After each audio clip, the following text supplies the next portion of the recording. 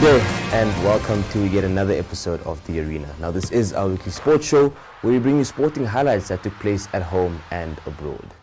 Now we start today's show with some football news where the Brave Warriors got off to a great start in the World Cup qualifiers to go top of their group after the first two matches. Last Thursday, Namibia drew 1-1 against Congo in Johannesburg, and yesterday they beat Togo 1-0 away in Lome after a 54th minute goal by striker Elmo Kambindu.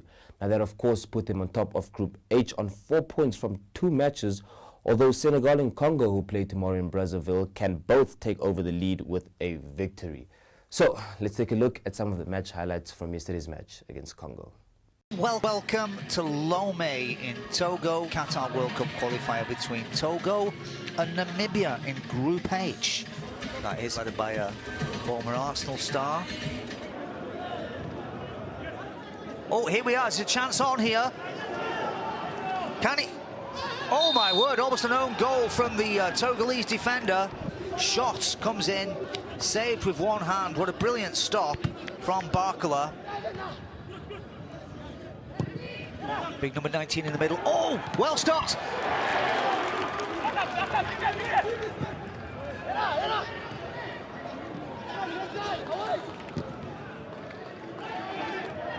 Well, here we go, running through on goal. Can he finish this off? Oh, it's been brilliantly saved by Barkala. Malcolm Barkala really stepped in there.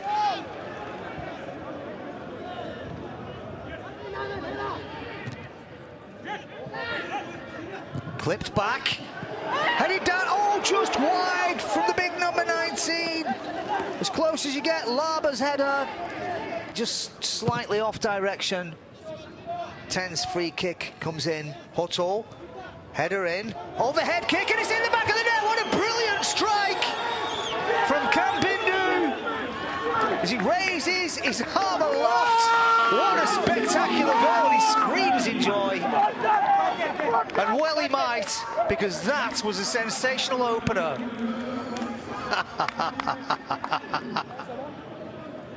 Nice little back return ball to... Oh, it's through on goal. Is this going to be the second? Off the post! He didn't follow through.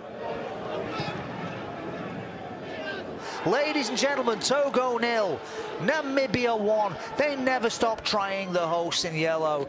Moving on to some athletics news, Namibia's Golden Girls, Beatrice Masilingi and Christine Boma, continue to dazzle on the world stage after producing brilliant performances at the Brussels Diamond League meeting on Friday. Now, Boma beat a star-studded field to win the women's 200 meters in 21.84 seconds, while Masilingi came fifth in a personal best time of 22.50 seconds. Let's take a look at the race.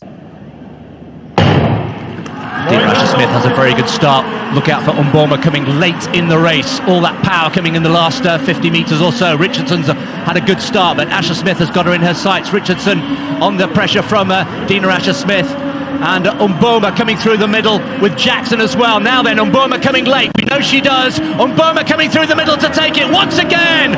21.84, the winning time, just outside the meeting record. Just as she did in Tokyo a few weeks ago. Struggling, it seems, coming off the bend, but backs herself with all that power over 400 metres. And so once again it proved. Mboma, second in Tokyo in the Olympic Games, coming through in a world-class field here, ahead of Jackson, the bronze medalist over 100 metres, and Asher Smith, remember, the world champion over 200 metres, once again, as she did in Paris, settling for third place.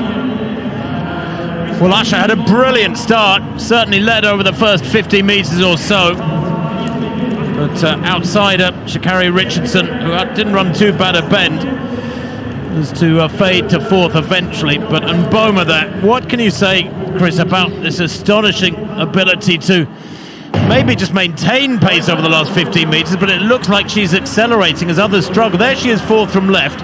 At the moment, way down on Sherika Jackson in the white vest, third from left. Sherika Jackson maybe even shades it into the straight. Certainly Dina, and we have to acknowledge that Dina lost a lot of rhythm and momentum in her season with that injury. But look at Mboma, the power of the Namibian to come through over that last 40 or 50. There's nothing the others can do. She finds that extra gear And the wins by a metre going away. And Sherika Jackson is no slouch, you know. I mean, crikey, don't let's forget the Olympic bronze medalist over 100. Well, Mboma, a burgeoning reputation. Now, Mboma's coach Henk Botha, meanwhile, sent us this video interview that he did with Christine from Italy yesterday, where she talks about her race. Hi Christine, we are back in Italy and you just won the Brussels Diamond League leg, your first Diamond League. First of all, tell us, how do you feel being back in Europe? I can say I feel happy to be back in Europe, and I feel excited to win my first Diamond League. And you've been invited now to do the final. The lineup looks strong again. How do you feel? Do you feel you are ready? Do you feel you can be competitive?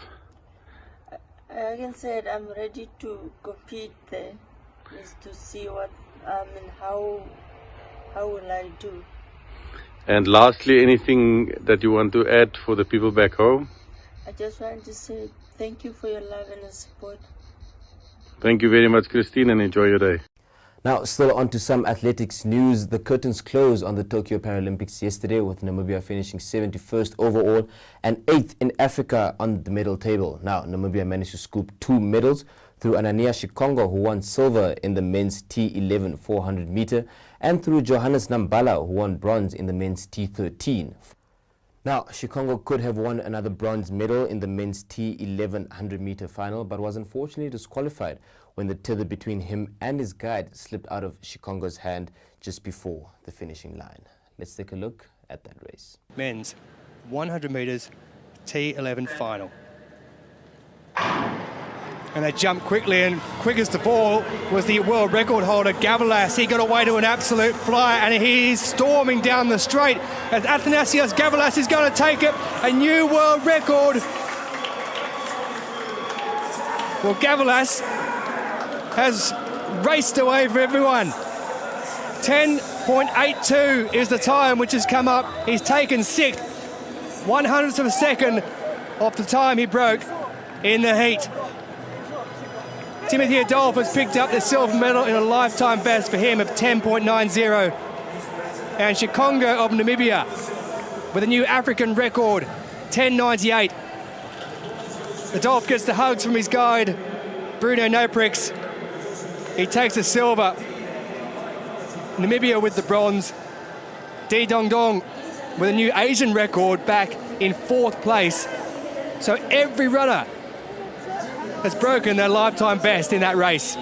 But that man there, Athanasios Gavalas of Greece, is the gold medalist at Tokyo 2020 with a new world record mark of 10.82. Well, the start was an absolute flyer. He bounced out of the blocks, and just look at how hard he's working with his guy, both together, the leg action moving at the same time, released across the line. And Adolphe just holds on for the silver, but Gavalas out in front by a metre or two. The guide yelling as he goes across the duck and dip. On to some cricket news. The Namibian Eagles' preparations for the T20 World Cup are going quite smooth after they beat the Titans 3-2 over 5 matches in Windhoek recently. Helge Schütz spoke to Eagles coach Pierre de Bruyne after the final match of the series last Thursday. Yeah, look, that's exactly what we want. We want to play against good sides, to get tested, to also, to feel what it feels like losing and then learn lessons from that. So for me, it was a very successful campaign. We've played 4 T20s and we've won 3. So 3 out of 4. So that was a really good result. And were you happy that your batsmen could get big enough totals? Look, you can always nitpick where we can improve. I look at the positive, and losing those 3 big wickets within 11 balls today, to get to 174 still for me was outstanding. The way we ran between the wickets, Pikkie, Van Lingen, and then at the end there, Nicole off the everyone contributed, and that's really pleasing to see. Right, you mentioned Pikkie and Van Lingen, youngsters fighting for places. What's the competition like there? It's there's obviously competition within the squad. and the way Piki bowled this series for me was the most positive thing. Ben Shikongo, the way he bowled today. And these are all players that not always in the starting lineup, and that little knock from Piki yesterday and today, and it all adds up. And I'm really pleased to see that everyone's contributing and not always one or two players. Right, so next up you're going to Free State to take on the Knights. How do you see that? Yeah, that's going to be a tough series. They're a very good unit. They've got some fast bowling, and we want to test ourselves, away from home, different conditions, quicker pitch. So it's actually the first time in almost a year and 18 months where we're going to travel. So to get the guys on the aeroplane again, just go through routines, it's going to be a valuable exercise. Right, and looking forward to the World Cup after these performances. Do you think we can pull off a win or two? Absolutely. We believe we can. T20 cricket is a funny old game. You need a bit of luck. But the way we've trained and the way we're playing at the moment, I can't see why we can't cause an upset. We're not going to go there,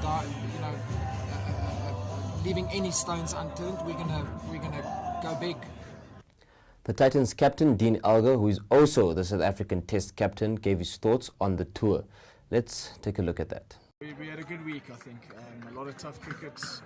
We played quite a few games back-to-back, which obviously we're not used to coming out of winter. So it was good for us to get out there and get rid of a few cobwebs leading into our season. So it was tough. It was tough conditions. It was kind of something that we expected when we come in here. We knew that Namibia is obviously going to play a very good side. Obviously they're qualifying for or preparing for the World Cup, which is quite a big thing for Namibian cricket. In general, it was a very good week for both teams, irrespective of a result. I think it was a good outing for both teams. Right, and viewers of course know you as the South African captain, but the Test captain, not the T20. But tell me a bit about with the T20 coming up now, how do you think South Africa will do that? With the World Cup? The T20 World Cup, yeah. I hope they do a lot better than what they have in the past. Look, it's going to be a tough tournament for all sides. Getting through the group stages is going to be very important for us. We've got a few tough teams that we're going to be obviously playing in the group stages. I can only wish them the best of luck. It's going to be so tough. T20 cricket is so unpredictable. Any team on their day can be a winner. Conditions aside, you've got to take all that into account, obviously, when playing in the UAE as well. Hopefully they have a brilliant World Cup campaign and try and get some silverware for us. Great, and from what you've seen of Namibia, how do you think they can do? Very, very good side.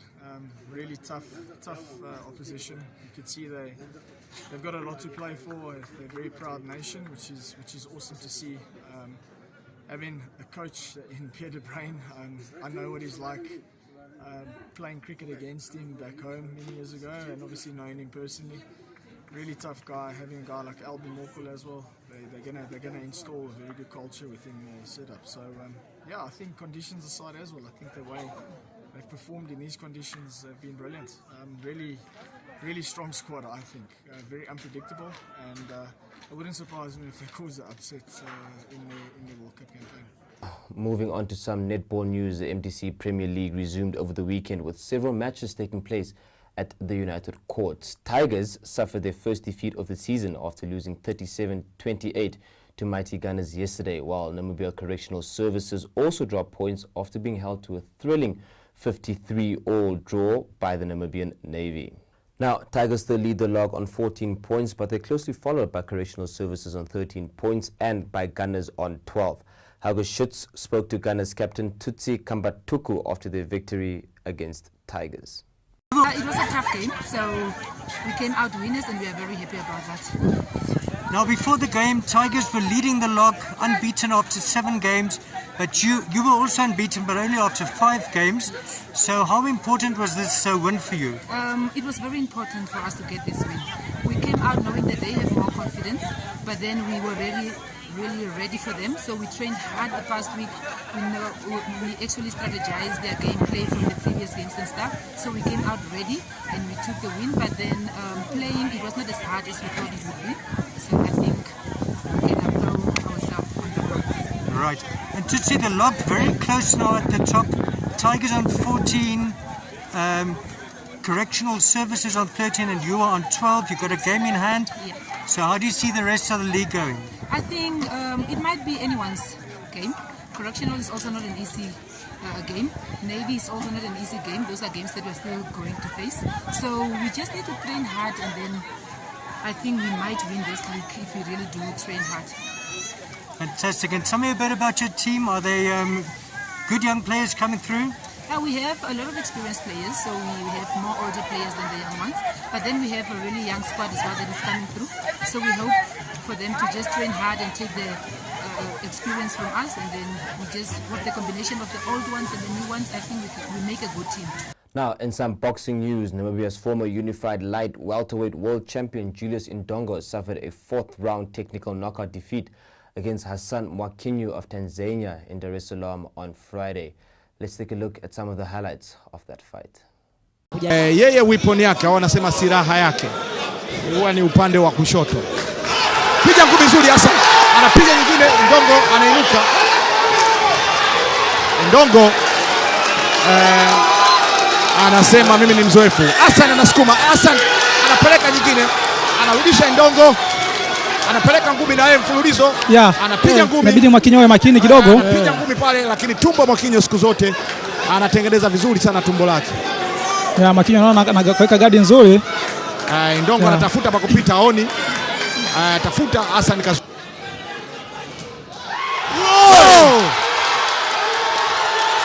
anacheza foul, lakini refa anamwambia ingeweza kuwa anahesabiwa, lakini kwa kitendo alichofanya Hassan hajaweza kuhesabiwa. Kampiga nje ya ulingo kule, kwa hiyo nje ya ulingo. Sawa, bado shughuli inakwenda. Hassan anamaliza, Hassan anapeleka ngumi, Indongo anakumbatia, Hassan hataki. Indongo anampeleka, anarudi pale Hassan. Indongo anachubua, anapiga ngumi pale. Round imekamilika. Hiyo nzuri. Hassan hapa inabidi force amalize kwa sababu Indongo kashakubali tayari. Kashakubali, kwa Hassan inabidi hapa force tu kilicho kumaliza. Bado wanasukumana. Ngumi ilikuwa nzuri ile kwa. Mbona imeisha? Shughuli hiyo. Indongo hoi. Anacheza, Hassan anapiga. Anapiga ngumi.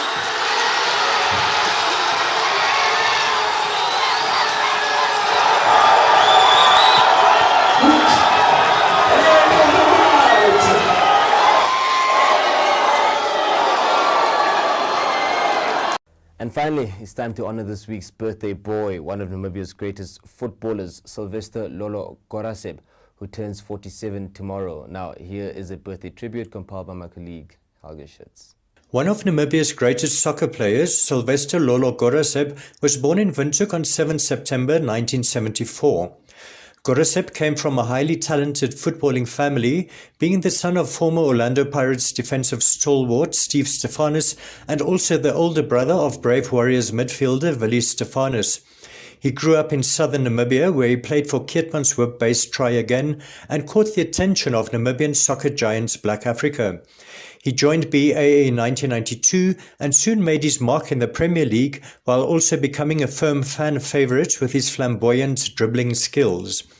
Playing alongside other BA greats like Indies Damasep, Bobby Samaria, Ronnie Canalelo and Doc Yosop, Goraseb helped to transform Black Africa into the top team in the country as they went on to win the Premier League title 4 times in 7 years, while also winning numerous cup titles.